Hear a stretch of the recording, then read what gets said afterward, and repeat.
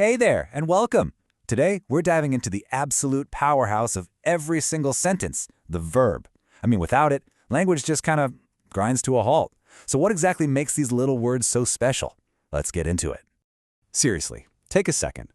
What are you actually doing right this moment? Are you sitting? Driving? Thinking about lunch? Chances are your answer was one of these, or something pretty close. And hey, guess what? All of those are verbs. They're the doing words, the action heroes that give our language all its energy and movement. All right, so doing words is a great start, but we can get a little more specific, right? What's the official job description for a verb? Okay, so here it is, the textbook definition. Now I know, that sounds a little formal, doesn't it? But don't worry, we're about to break down every single piece of that sentence to make it super clear. Let's treat this like our game plan. We're going to see how a verb can be a single word or a whole phrase, how it shows action, things that happen, or just being. And finally, why it's the one thing you need to make a sentence actually work. So, let's kick things off with that first point. First things first, a verb isn't always a lone wolf. Sometimes it rolls with a whole crew. So yeah, run is a verb, but so is the phrase is running. Same deal with play and are playing. These little teams are called verb phrases, and they work together as one unit to give us a much better idea of what's going on. Okay, let's get to the fun part, the job everyone thinks of when they hear the word verb, putting things in motion. This is where we talk about actions and occurrences. Action verbs, well, they're pretty much what they sound like. They describe a specific action. Jumping, eating, playing. But hey, even thinking and reading are actions. Your brain is doing something, right?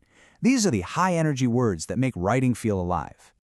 Now, occurrence verbs are a little different, but they're just as crucial. They describe something that just happens. It's not always something that someone does on purpose. Think about it. The sky isn't deciding to rain. It's just an event. It's something that occurs. Plants grow. The sun sets. It just happens. All right, so we've got the high-energy verbs covered. But what about when things are just still? That brings us to the quieter, more subtle, but super important side of verbs, states of being. And this is a really important idea to get. Not every verb is about jumping or running. Some verbs are just there to tell us that something exists. That's it. They're all about a state, a feeling, or just the condition of being. And wow, this slide just lays it out so perfectly. On the left, she runs fast. Pure action. You can picture it, right? But on the right, she is fast. That's not something she's doing, it's something she is. It's a quality. And check out that last one, it's brilliant.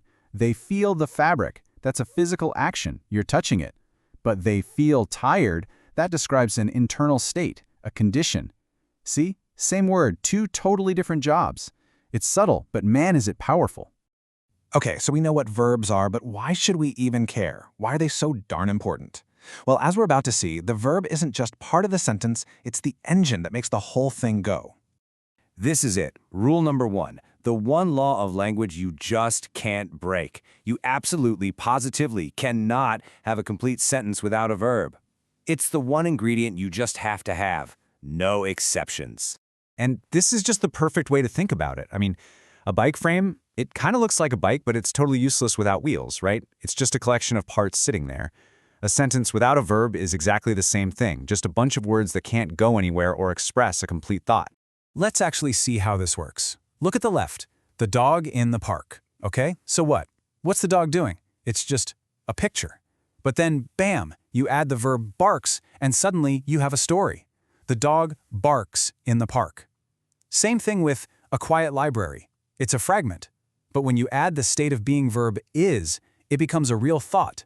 The library is quiet. The verb is literally the spark that brings the whole thing to life. All right, so we've pulled verbs apart, looked at all the pieces, and seen why they're the absolute engine of every sentence. So what's the big takeaway here? What do you really need to remember? It really all boils down to this. Pretty much every verb you'll ever see is doing one of these three main jobs. It's either showing a direct action, describing something that's just happening, or it's defining a state of being. Action, occurrence, or existence. That's the whole shebang. And knowing which job you need done helps you pick the perfect word every single time. And that's where we'll wrap it up. So I want to leave you with this little thought experiment. Now that you're a verb expert, what three verbs are going to define your day?